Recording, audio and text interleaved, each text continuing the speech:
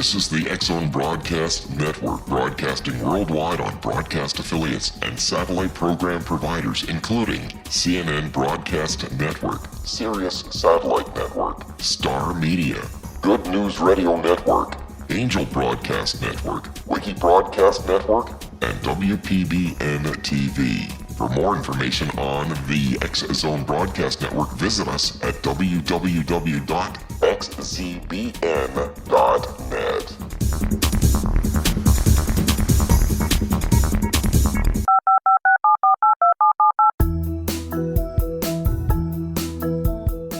Did you know that when you're on the road with limited data or Wi-Fi, you can still listen to the X-Zone Radio Show with Rob McConnell, The Science of Magic with Gwilda Wiyaka, X-1, Dimension X, Space Patrol, and every minute of the X-Zone Broadcast Network by calling 213-401-0080, courtesy of Audio Now. No smartphone, app, or internet needed. It saves your data plan and it's free if you have unlimited minutes. Call 213-401-0080 to listen on any phone, anytime, anywhere. Remember 213-401-0080 for the best of the paranormal, parapsychology, and sci-fi radio programming anywhere, 24/7, 365.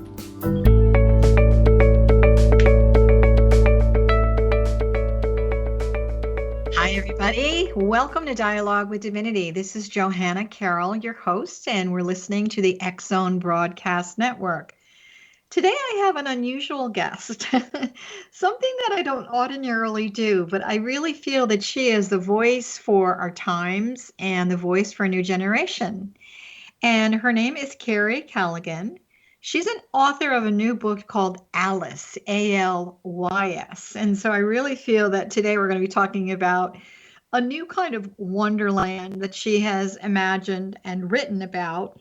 And so I want to tell you a little bit about her because I love her description of herself, that she was born from ink and stardust, enthusiastically pros and catalogs the world around her. She's driven by lots of questions. She's very curious, which I love. Of course, Alice in Wonderland and being curious in this new Alice is part of her genre also, because she has a wonderful thing on her website called Curiosity in a new and different way. So she reads, she cooks, she crafts, she games. This is a very eclectic kind of author. The book Alice is actually part of a series, from what I understand, and it talks about a different space and time and maybe a different viewpoint of how we would think of Lewis Carroll's original Alice in Wonderland. So the thing that I really love about her curiosity is that she brings in the supernatural. She's super eclectic. She's an adventurer of life. She's a writer, singer, works for Disney. And she's taken the concept of time. And as we know, from a metaphysical viewpoint and a spiritual viewpoint, this is something we really are all taking a look at right now. So she takes this book, Alice, and her character, and there's lots of metaphors of fear and time and believing and facing our demons in a contemporary, relevant, very relevant presentation. So first of all, Kiri Callaghan, welcome to our show, Dialogue with Divinity. Well, thank you so much, Joanna. I don't know how to deal with such a wonderfully complimentary introduction. Well, this is who you really are. So we're just telling the world all about you. The thing that I'm really curious, first of all, I love the fact that Alice's last name is Carroll, which is my ego saying, oh, wow, she's got the same last name as me. And, I also love the fact that, for those of you I'm sure already know, that this was actually Lewis Carroll was a pseudonym for a very famous English mathematician known as Charles Dodson. And so he really, so many centuries ago, delved into the whole mysterious concept of time. So I guess my first question to you before we go to our first break very briefly is, what inspired you? Where did this come from? I mean, I think a lot of people get information channeled or through a dream state, but where does this whole concept of doing Alice in a whole brand new genre show up for you? Well, Alice in Wonderland was really important to me as a kid in that it was basically like, look, the adult world is crazy and it's not going to make a lot of sense even when you grow up, and that's fine. And that brought me a lot of comfort as a kid. And then unfortunately, I had the misfortune of losing my brother in 2013 to depression and suicide. And this was sort of me creating a version for the me now of, okay, life is confusing and upsetting, and what do I need from this world that used to give me so much comfort? Do you feel that you are Alice in this book? Was this your own personal reflection? Were you speaking for her, or were you speaking for yourself? No, I think a lot of it's her. I mean, there's a conversation that happens near the end that I won't give any spoilers about, where she has an opportunity to sort of speak with this friend she loses. But other than that, it's very much not me. Well, let's tell everybody. I'm going to read the synopsis that you sent me because I think this is really interesting. Following her best friend's suicide, Johanna Carroll descends into the realm of dreams and nightmares. In her quest to find home, sort of like a little bit of clicking the red shoes, she discovers that Charlie might not truly be gone after all. And then she meets Oswin, the prince of Terra Miram. So Terra Miram is Latin. Terra Miram. Tell us a little. It's a different face of Wonderland. How did you get the descriptive language, which is really you've got telling everyone about Terra Miram? Because this is really about, okay, you're going to face your own fears. She's got the Nightmare Queen. I mean, really and truly, this should be a movie. I hope it happens for you. And so there's a surrender that she does as far as the world of dreams. And this is, there's sort of a dark energy here that's going on. So tell me a little bit about that. Tell me a little bit about Terra Miram. Well, Terra Miram itself is actually supposed to be a physical location you can go to where our subconscious travels when, we dream or whatnot. And then you have these people called the dreamers that essentially have a little bit more control over this world. And Alice finds she's one of these.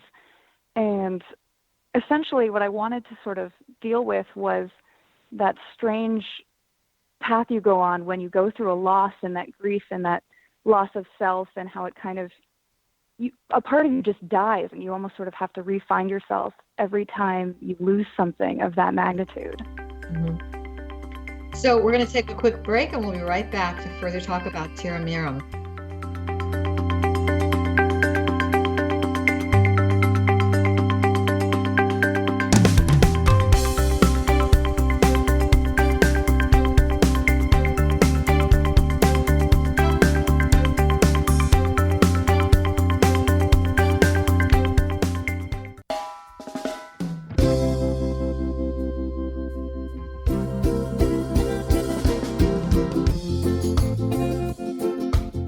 This is Johanna Carroll, host of Dialogue with Divinity on the X-Zone Broadcast Network.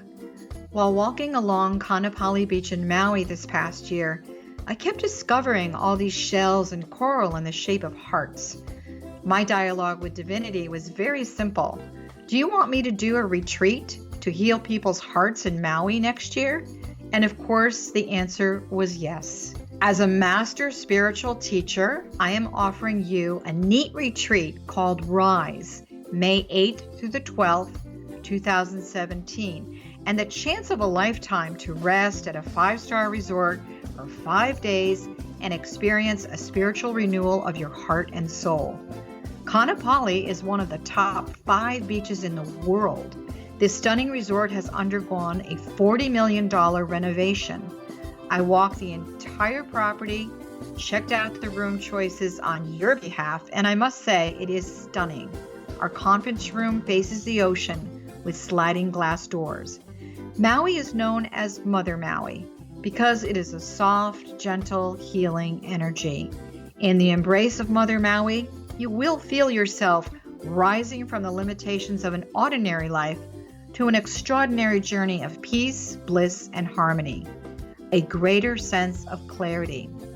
Our Rise retreat ignites renewal in the sacred elements of air, water, earth, fire, and wind. There's plenty of free time to enjoy all that Maui has to offer. A small deposit is required now to reserve your space, as this retreat, it will sell out. For more details, please go to johannacarroll.com and register today. Aloha, and I'll see you in mystical Maui.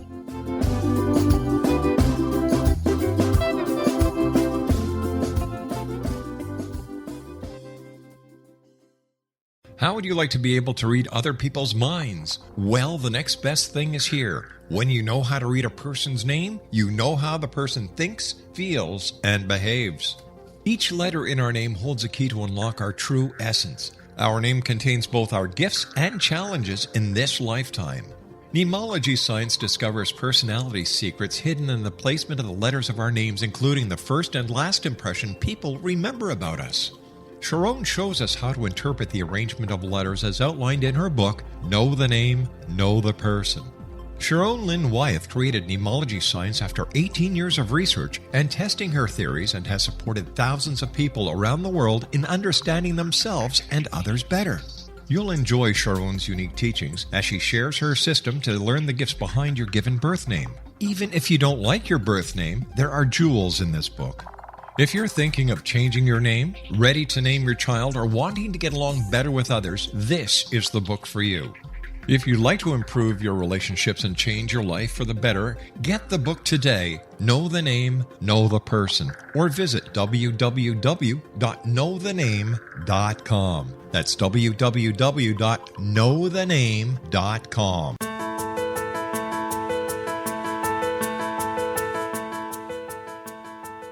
Hi, welcome back. This is Johanna Carroll, and you are listening to Dialogue with Divinity on the X-Zone Broadcast Network. Our guest today is a very unique young lady, and I hope she doesn't mind that I call her young, but everybody to me is young. And we're talking about Kiri Callaghan's new book called Alice, A-L-Y-S, which you can find on Amazon.com. Before we went to break, Kiri, we were talking a little bit about that Tiramiram is actually...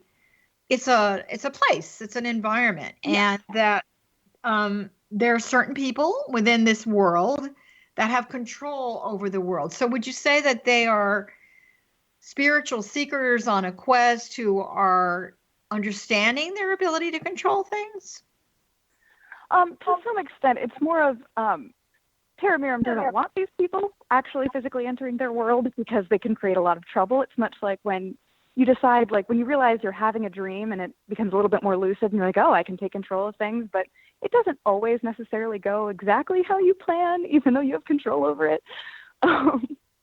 So when you talk about that, what made you create a Tiramiram in terms of a chronicle? Because you keep calling it, you're referring it to as the chronicle. So is this going to be a series? Yeah. Okay. So it's chronicling, basically the journey. Is that correct? It's really chronicling this world and its interaction with, there's also fairies. I pull a little bit from Midsummer Night's Dream by William Shakespeare as well, and how that interacts with the dream world. And you're going to have a bunch of, next year I'm supposed to be releasing the second installment. I don't really want to call it book 2 because it's not quite linear, but the second installment of another tale of this world. So because Lewis Carroll, pseudonym Lewis Carroll, use the whole concept of time.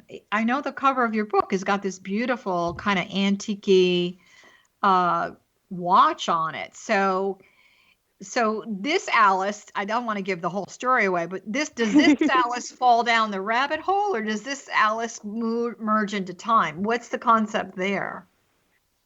So time does not really play quite so much a factor in this one. The actual pocket watch is something that is referred to as the Coleridge clock, and I'm not going to actually tell you too much about it because I don't want to give it away.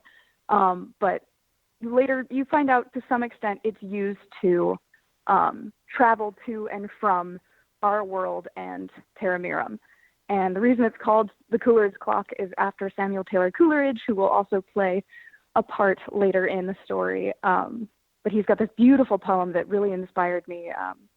Forgive me while I butcher it, but it's essentially, what if you slept, and what if in your sleep you dreamed and you went to heaven, and there you found a beautiful flower, and when you awoke you found that flower in your hand. Ah, what then? And this idea of the dream world kind of transcending into reality, and sort of that's where that clock came from.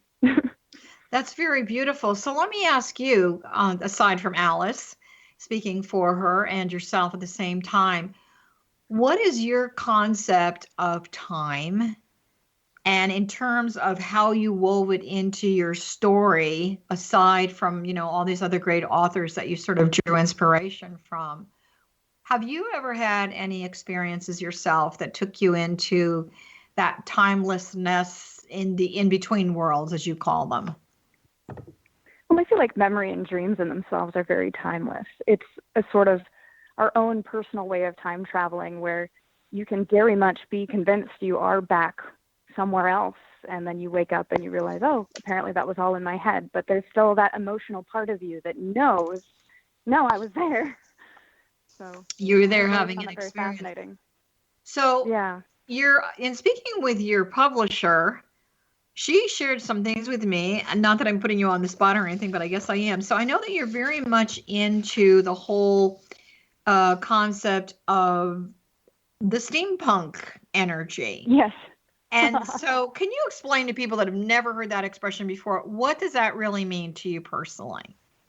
Well, steampunk as a genre in general is really more of a flavor, in my opinion, than it is an actual like full out. It's not quite like fantasy. It's something you add on. But it's essentially if you had a world pre-industrial revolution where you never fully got beyond steam-powered engines or clockwork. And I chose really that sort of flavor for this because I figured if you have dreams and time and this sort of context, of course it would run on clocks. So you'd have all these different clockwork machinery, and that's how this world would run. So when in reading about steampunk before we got you on the air, because I wanted to educate myself a little bit, because I am also very curious, there was a whole reference there that it was a form of cyberpunk on some level. So can you tell us a little, what does that really mean? What does cyberpunk really mean? I'm curious. Well, cyberpunk is a little different. They're actually two separate flavors.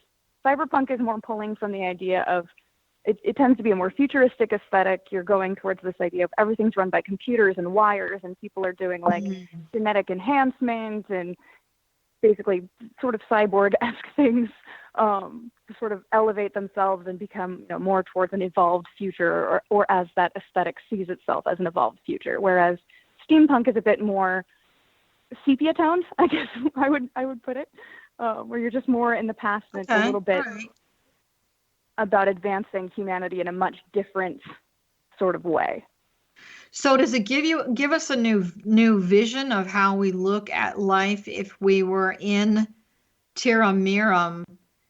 I know it's a dream state. I know it's an alternate reality, which a lot of people have experienced in many different genres through the paranormal, the supernatural, mysticism, doing the whole retreat at the ashram, that kind of thing, fasting, all of that. It really gets us in this altered state. So in terms of is there a sci-fi feature that also takes us into this alternate reality within your book?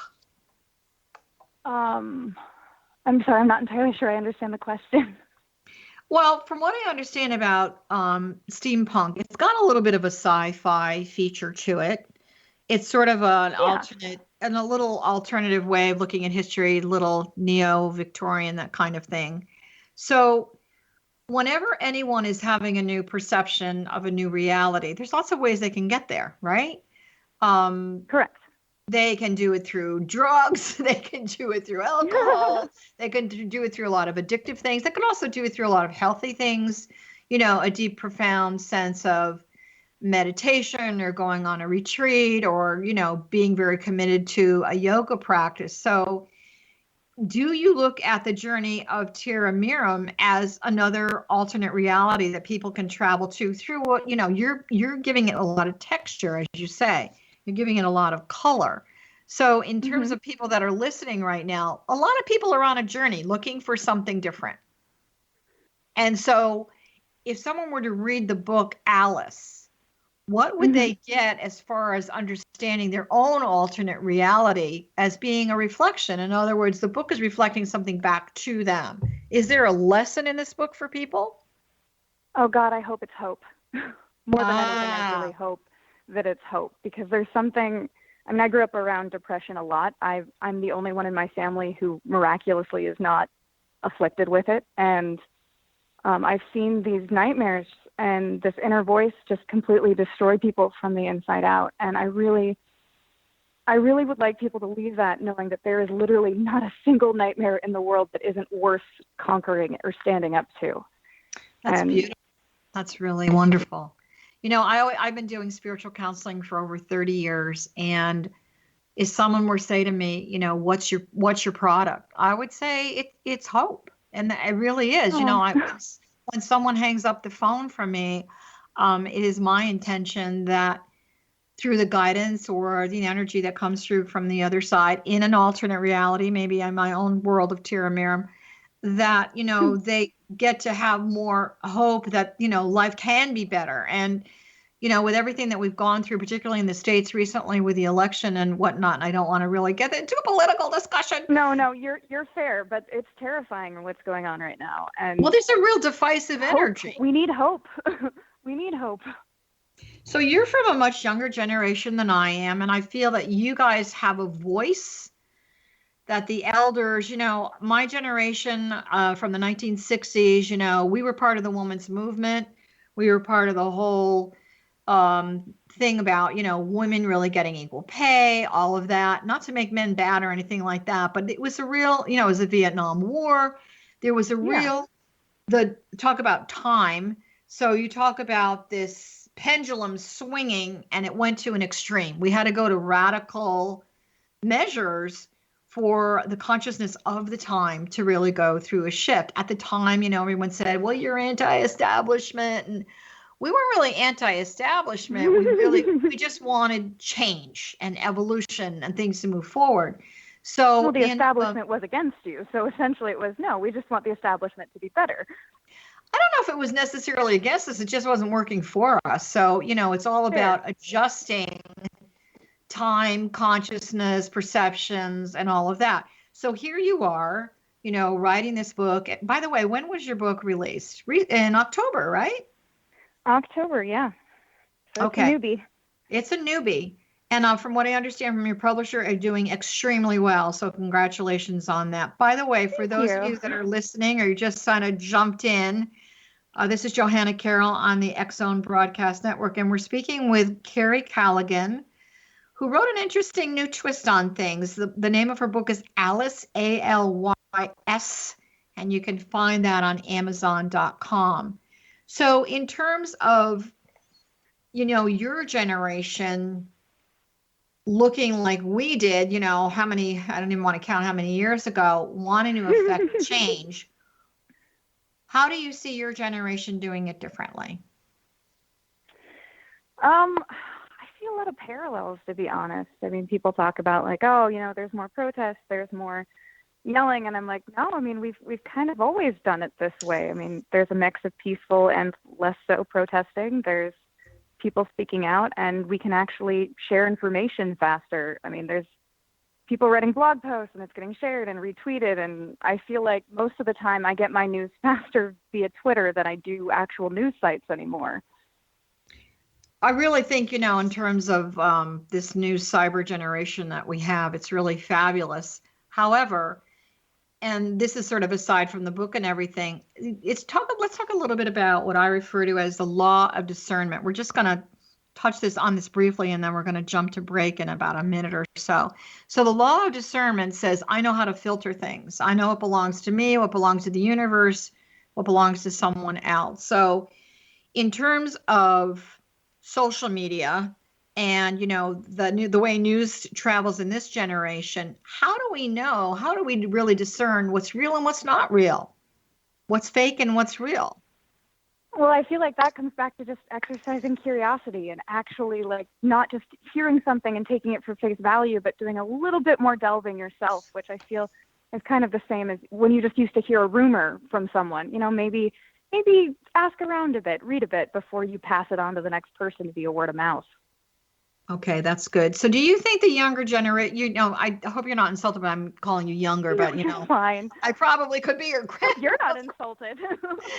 So I just want to know, does the younger generation feel that the generation, because I really do feel that we kind of carry the torch as far as the women go, he's kind of trying to light the way in a better way.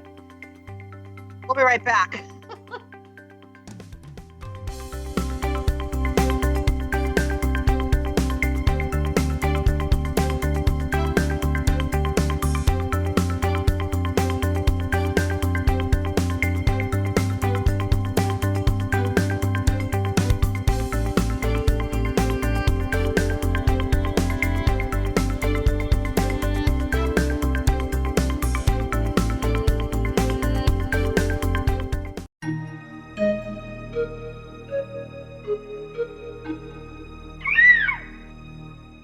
While science pursues fact, magic accesses the quantum level, bridging random facts to form truth.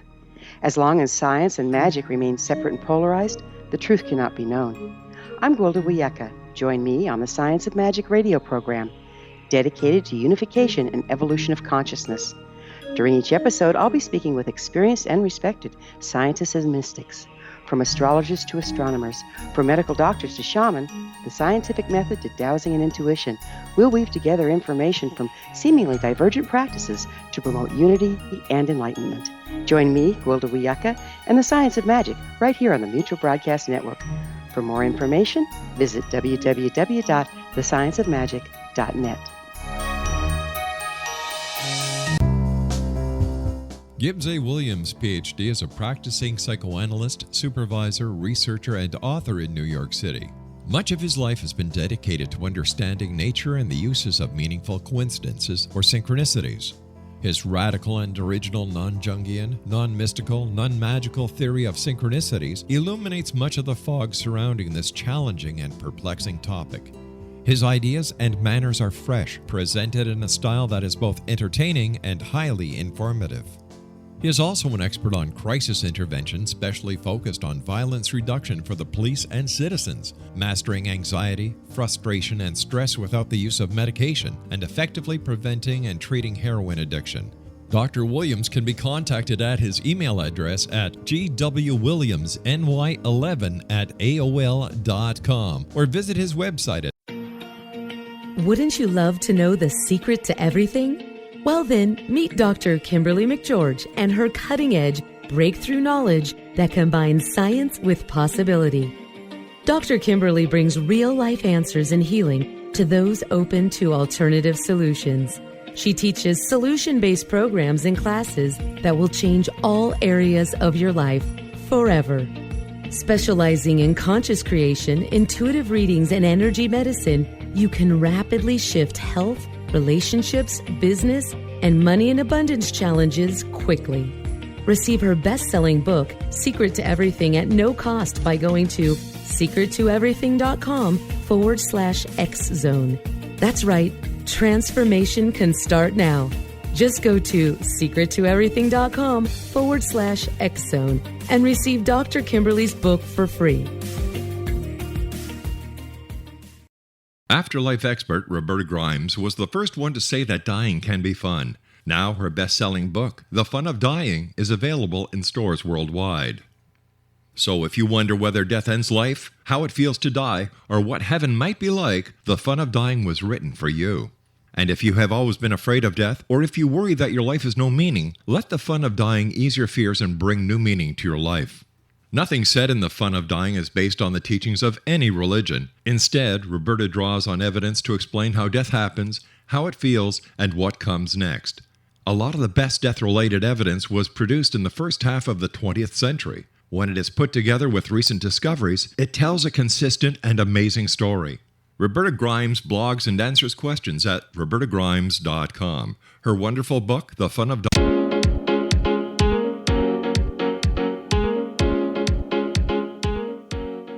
Hi, everybody. Welcome back. This is Johanna Carroll. The show you are listening to is Dialogue with Divinity on the X-Zone Broadcast Network.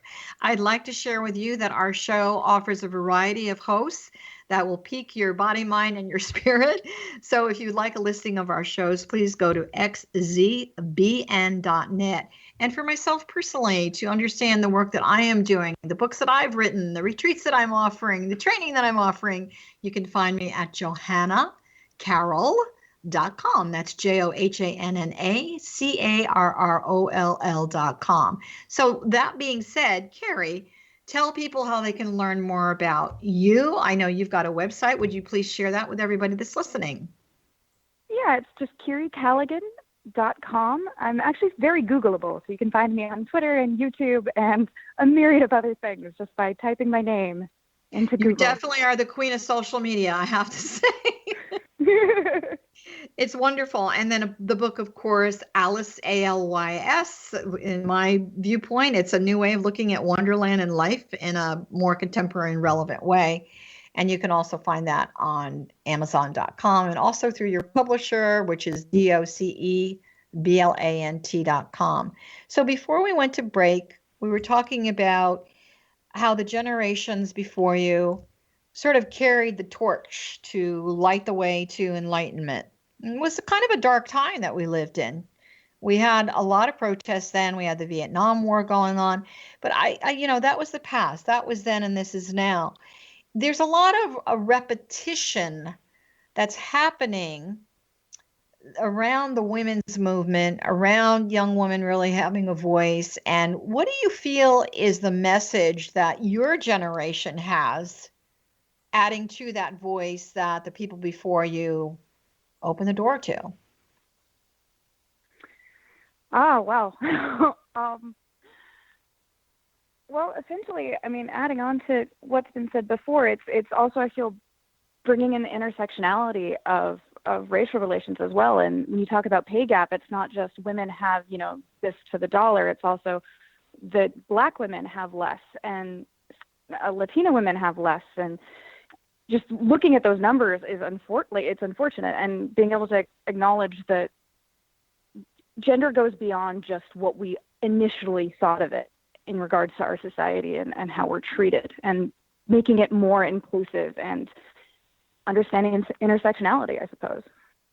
So when you say that gender, goes beyond gender, so that was interesting. Do you really feel, in terms of Latina women and Black women and women of other, ethnicities, what is their struggle? What is their greatest fear and what is their greatest struggle at this time? Oh, I don't think I can speak to that.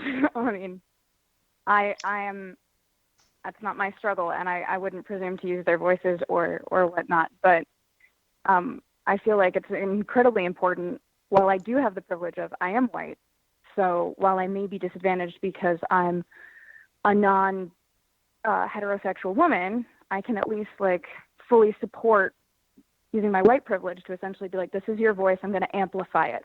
And I kind of think that's the whole point, is basically using what privileges and whatnot you have to help people who don't have those particular privileges. And then hopefully in turn, someone who may have different privileges than you do will support your voice when you need it. I really think I love, first of all, that you did a story with the main character being female. Not that I'm being a real true feminist here, but on some level I am. And because in the Aquarian age, metaphysically, we're living in what's called the age of ascension or the Aquarian age.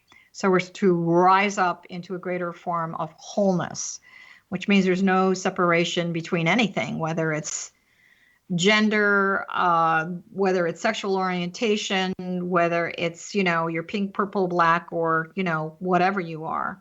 And so in terms of that whole potpourri of the Aquarian age right now, I was very surprised to hear from a lot of my clients who are in that, 35, 40, 45 age range, that the glass ceiling is still very much a part of corporate America, and they're pretty much still banging their heads against that. So in terms of Alice and what she bangs her head against, you got a lot of metaphors in your book, a lot of metaphors and a lot of symbolism. Yeah. So did you address that whole thing about that struggle about, being heard, being seen, not being invisible, not, disappearing? Definitely. Okay, so I don't want to give the whole book away, but can you talk about that a little bit and why you thought that was important? Well, just going on the fact of I feel like, well, maybe not everybody wants to be looked at. Everybody wants to be seen. Like, you walk down the street and you can have a million people around you and still just feel completely alone. And I mean, maybe I'm just a bit too much of a hippie and I want us all to get our kumbayas on or whatnot and just love each other. But I feel like so much could be solved in this world with just, if we could manage to exercise a bit more curiosity about each other and empathy and being able to admit that we don't know everything and it's okay to fail, and it's not necessarily like the end of the world if you didn't manage to succeed in everything you thought you would. Well, the thing of it is, when you're my age, because I'm approaching 70, which I hate to admit, but it is a number. The reality is, when I was 25, 35 years old, I definitely had a vision of what my life I thought was going to be. And, this kind of goes back to this old religious saying, man makes plans and God laughs. So perceptually, what I thought then and what the reality is, and the fact that I allowed myself as a spiritual seeker to follow, that journey through timelessness and the supernatural and being okay with that, I have to say the vision that I had then and the reality of what I have now is like probably 500% better. So in terms of, we're all on a spiritual journey. We're all seeking. And I think the thing for everyone to remember is on some level, there is a point that you arrive to a greater sense of awareness. And maybe the journey isn't quite so crazy and you don't feel like you have to burst through a glass ceiling, but you create your own. You create your own treetop. So in terms of the symbolism that you used in the book, what's the recurring symbols from a spiritual, in my language, perspective, or supernatural from yours that you used? Well, there's definitely the idea that dreams are kind of this entrance into learning more about yourself, as well as what we lock away, and that it's a lot harder to suppress something than just to accept it and move on. And it's exhausting to try and just cover something up rather than to just face it head on and be like, yeah, this is going to hurt for a while and it's going to suck, but I kind of got to get through it, or I'm always going to be in this exact same place. In terms of you growing up and around an environment that you were faced with looking at depression and that heavy energy, how did it inspire you? What was the torch that you carried? I mean, obviously you're a voice right now. The book is doing extremely well. There's a spiritual teaching that says there's a spiritual rebel born into every family. And they really are there to illuminate awareness. And some of it, you're illuminating the darkness. You're illuminating the things that people are afraid of. Sometimes that works really well for the spiritual rebel and people follow your lead, your illumination, or they just say, I'm not doing that. So it's for you growing up around that, what did it show you that inspired you? I mean, to me, you're a very happy person. I love the color of your hair, by the way. I think it's fabulous. Oh, thank you. You're unique, you're different. You're dancing to your own song, and following your own light of illumination. How did you, as the spiritual rebel in your family, was there a time that you felt like you had to rescue everybody? Yeah, actually, that's kind of something that I have worked through, is this feeling of needing to white knight everything. And at some point you have to come to the conclusion, this isn't in regards to family members, but I've run into other people who've sort of seen that empath nature and were like, oh, well, you can save me. And coming to the realization that you can't save someone who doesn't want to be saved, it's kind of the worst. I'm sorry. No, that's okay. I know this is a really emotional subject for you, so I apologize if I'm no, you're bringing fine. up that kind of an issue for you. I think it's important for people to hear, though, because when you're an empath, why don't you explain to everybody that's listening what your sense of being an empath really is and how you handle it on a daily basis? You tend to pick up on people's energies a lot easier. Sometimes being in a crowd is extremely overwhelming just because you feel all these different, like Christmas shopping is the worst. I don't go out to malls. because you have all that anxious energy and it's just draining. But at the same time, you usually like can kind of get a sense. One-on-ones are great, like just being able to listen to someone and kind of be able to sort of. There's this term that used to be used, I want to say back in like medieval England, called the sin eaters. Say it again. And essentially, like the sin eaters, I believe is what it's called. Okay. And essentially, what you would do is they would come and they would basically talk you through troubles, and it was kind of prior to all of the the typical like, oh, you must confess to a priest kind of thing. But it was essentially so you could go relax and basically end in peace of your life, just because you've had this, you've given someone else your pain who can process it differently for you. And I kind of see that as just what people like that do. Of if you want to talk with someone and you want to be that good source of energy in their life, and sometimes that works for the best, and then sometimes people take advantage of it. But I don't know. I don't think I'd trade it regardless. Well, but here's the thing. I'm sure a lot of people have said to you that you're really sensitive, and some people will say, "Oh, that you shouldn't be so sensitive." I mean, I've heard that for so many years. But my response to that. Stop that? That's what I've always wanted to ask people. Well, how does one stop being I'm going to give you the response because I was just talking to a client about this the other day. When someone says to you, "You're so sensitive," my response is, you know what? For me personally, I'm really glad I'm sensitive, because it means I have a heightened level of awareness. I'm compassionate. I really care. For me personally, it allows me to do a really good job. So for you, being an empath, there's a teaching that I have that I've said many times on this show, and I'll say it one more time. What belongs to the universe, what belongs to other people, that's not your job. What belongs to you, that's discernment. What belongs to the universe, the world at large, or other people, that doesn't need your attention. What needs attention is what belongs to you personally.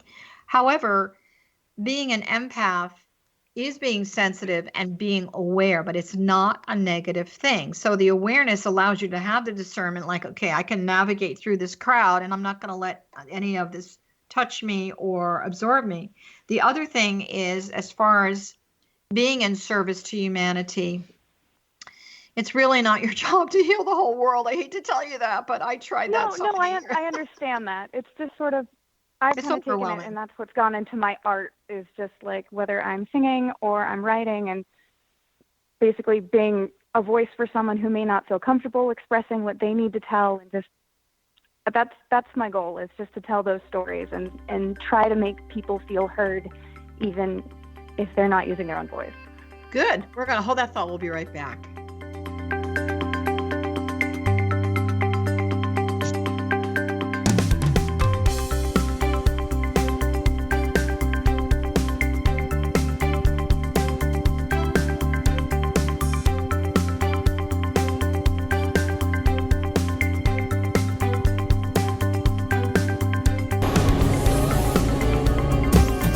This is the X-Zone Broadcast Network, broadcasting worldwide on broadcast affiliates and satellite program providers, including CNN Broadcast Network, Sirius Satellite Network, Star Media, Good News Radio Network, Angel Broadcast Network, Wiki Broadcast Network, and WPBN TV. For more information on the X-Zone Broadcast Network, visit us at www.xzbn.net.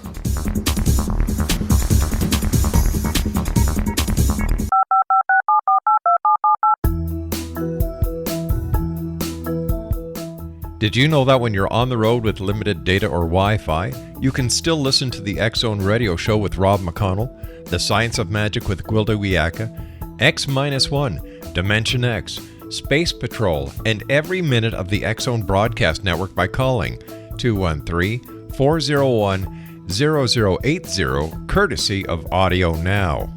No smartphone, app, or internet needed. It saves your data plan, and it's free if you have unlimited minutes.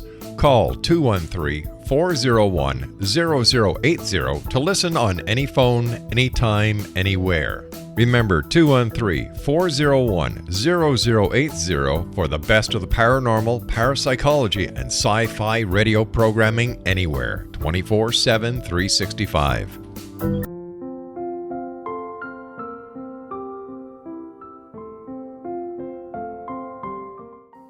Dr. Carl O'Helvey, founder, president of a new cancer foundation focusing on evidence-based physical, mental, and spiritual interventions, including natural cancer cures, prayer, meditation, affirmations, nutrition, and other related holistic cancer prevention and cure modalities. These are used in cancer education, research, and financing care. I ask for your help to continue this important work by donating at www.holisticcancerfoundation.com.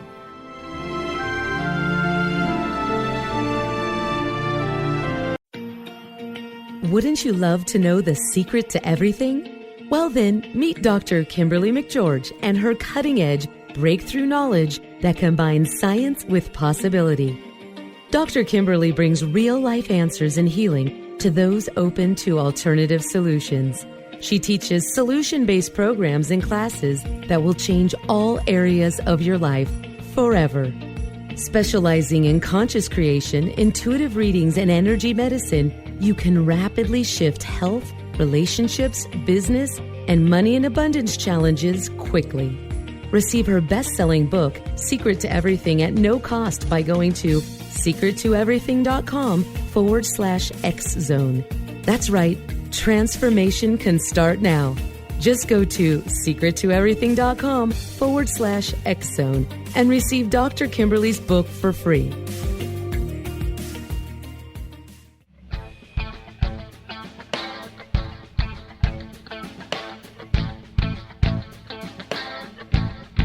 What Happened in Benghazi is revealed by Nicholas Genix, author of Obama, Islam, and Benghazi. He informs the American people that President Obama deceived them by advocating a strong foreign policy prior to the 2012 presidential election, and Hillary Clinton supported this deception.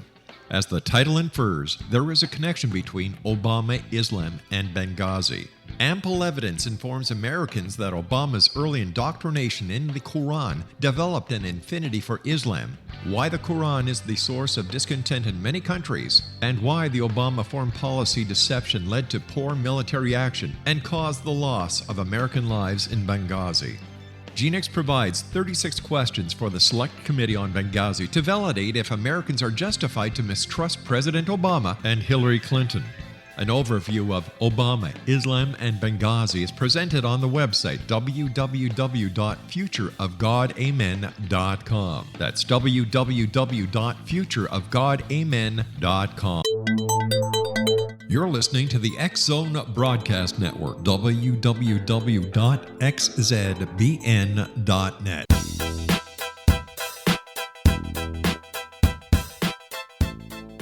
Hi, everybody. Welcome back. This is the last segment of our show, Dialogue with Divinity, on the X-Zone Broadcast Network. I am your host, Johanna Carroll. We've been having a very unique and interesting conversation with Kiri Callaghan, who's written Alice, A-L-Y-S. She talks about Alice Carroll, who she goes to this incredible place, sort of the in-between world. And for those of you that have ever been faced with depression or fears or anything that's paralyzing you, we all seem to have a journey to this in-between world. So, Kiri, before we went to break, we were talking about being an empath and that you have done something very transformative. You take that energy that some people might find overwhelming, and you have transformed it into your creative projects. So, you know, there's this wonderful spiritual teaching that says that when we are in the creative self, we are in the divine self. So you've got so many things that you're doing. You're very eclectic. You're a singer, a writer, obviously. I saw the thing about you learning how to cook, and I mean, you're just a wonderful product of your generation. So, thank you. In channeling your negative energy, what's your favorite, if you were to say to anybody that's listening right now that maybe is faced with their own depression or coming out of a negative situation, either personally or professionally, and we talked about in the very beginning that, you know, hope is the candle that you can follow. It's a light you can follow. So what's a hopeful message First of all, that's in your book, and second of all, that you yourself personally use in your everyday life? Oh, goodness. Well, in the book, I guess I would reiterate the fact that there's literally not a single nightmare out there that isn't worth conquering, that you're not bigger than. Because really, when it comes down to it, it came from you. So therefore, it has to be lesser than you. I mean, our imagination is a great thing, but it's also the worst sometimes. I like to call it the beauty and the tragedy of what if, because it's really where, your best ideas come from. It's like, oh, what if there's a world where dreams are actually people? And, that's great. But it's also, oh, what if my insurance, I forgot to pay it? Or what if this happens and I get fired from my job? And you go down the spiral of anxiety. So it's just, it's both our greatest ally and our worst enemy. But at the same time, it comes from you. And so therefore you have to be able to conquer it because you still are its creator. That's true. And then as far as your primary belief about hope and yourself in your personal world, what does that look like for you? I mean, I guess it's somewhat on the same vein. It's just a matter of it has to get better. I mean, by probability alone, you have to be able to get through it because you can only go down for so long. But and what Okay, go ahead. I'm sorry, I didn't mean to interrupt. Oh, no, by all means. Sorry. So I guess the other part of that is your generation. If I were to say, okay, guess what? Right now, you are the voice for your generation. We've opened the door, we've lit the path, and sometimes it gets dark and the candle blows out, and yet, we all kind of trudge along. What would the voice of your generation in terms of consciousness shifting and looking at the world to be a hopeful and a better place, what's the main thing that people really are striving to achieve? What they're striving to achieve? Mm-hmm. I would like to, not to beat a dead horse here, but I would really like to believe that curiosity is something that we are encouraging every day, not just with this generation, but like the younger crowds where you've got like literally they're just coming into the world and a lot of their toys are more geared towards exploring and education and encouraging people to literally have curiosity about everything around them, because that's really what's going. You can't have a prejudice against something if you actually know what it is. You can't prejudge it if you know it. So, and it all comes from the experience. For myself, I've always had cultural curiosity, and so, which is odd because I was raised in a very strict New England kind of upbringing, but I was always very culturally curious. So that kind of makes you your own spiritual rebel, doesn't it? Like you were talking about. Oh my God, you have no idea. And now you have no idea. I might. I was raised Mormon, so I might. Okay, so you can relate. So, I went to Catholic grammar school, high school, part of college. It's very, you follow the rules, you do it a certain way. So yeah, you and I can relate to that. However, I will tell you that my cultural curiosity first started with, I was very privileged on some level that we lived near some really amazing art galleries in Connecticut. Music was very, very much part of the culture back then. So, as young kids, we went to this thing called the Pops concerts and stuff like that. But then as I got older, that cultural curiosity started to be about different religions and what that represented. And then that expanded into virtual cultures of people in other lands. So started doing a lot of traveling and spiritual retreats that I started offering to people in these different sacred sites around the world. So for those of you that are listening, we are in the Tibetan system of numerology. This is a 9-year. This is called the Year of the Spiritual Brotherhood, which is so interesting when we see all the things that are happening, not just politically, but Standing Rock and all of these communities coming together in a way they never have before, by the way. So the tribal culture of the indigenous peoples globally are coming together. The tribal culture of women coming together. men are taking a look at their lives and the culture, meaning, their jobs, their professions, their family in a brand new way. So even though it may seem like a lot of this is nightmarish, there really is hope to transition and transform all of those old paradigms into a new way of belief and thought. So in terms of your generation and my generation and all the generations in between, I always look at it like a string of pearls. So symbolically for me, pearls have always represented wisdom. And the string is what connects one lifetime to another. So it's, even with Alice, it's a continuum of a journey. Our reincarnation, it's a continuum of a journey. As we age and go into different, facets of our own journey on the earth, it's another pearl that we add. So in terms of your achievement, first of all, I really want to congratulate you. I think the book is really needed right now. We need to revisit. We need to revisit the old stories in a new way and make them relevant for the time that we're living in, which you really have accomplished beautifully. And in terms of, being an empath for yourself, I mean, I think it's allowed you to be highly creative and very sensitive and to tap in to the spiritual rebelness that, is inherently part of who you are.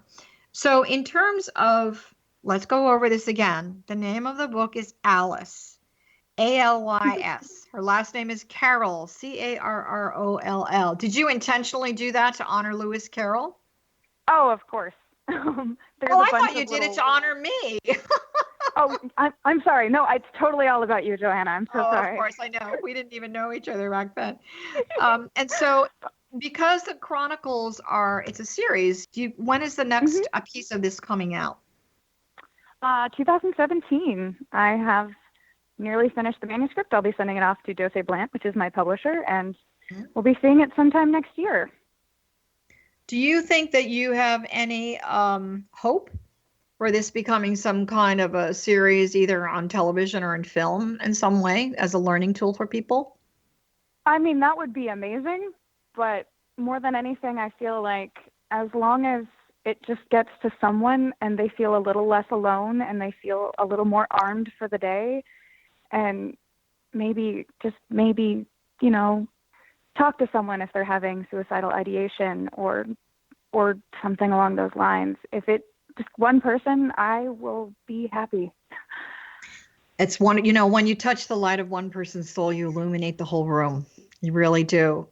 And so, we're in a season that we actually had a depression and anxiety expert on a couple of weeks ago. And, this is a tough time of the year. So those of you that are listening, it's important to look at what is good, what is positive, where you do have hope for the future. And, we really want to thank you very much, Kiri, for being here, and wish you really continued success with your chronicles and your series and your book. And I hope to see it in film again soon. So thank you so much. Thank you so much. It's been a pleasure having you. So I wanted to tell everyone about some new things that Johanna, am promoting. So you can go to my website again, Johanna Carroll, Carroll.com. You're listening to the X-Zone Broadcast Network, and for a listing of all of our shows, and by the way, all of our archive shows as well, it's xzbn.net.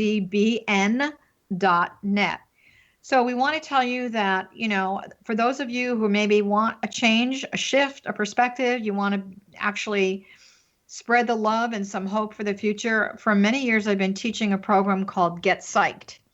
It's an intuitive development training program that basically is 30 years of everything that I've been inspired to do, learned from the other side and from credible instruction advanced teachers here on the earth. So it's called Get Psyched Intuitive Development Training. So I encourage you to take a look at that, and also to really consider giving yourself a big treat and attending our retreat in Maui next year, which is going to be working with the 5 elements. So we want to thank all of you for listening. This is Dialogue with Divinity. I am your host, Johanna Carroll, and we will see you again soon in the future, and wish you all a beautiful and blessed day filled with hope for your dreams to come true. Thanks for listening. Bye for now.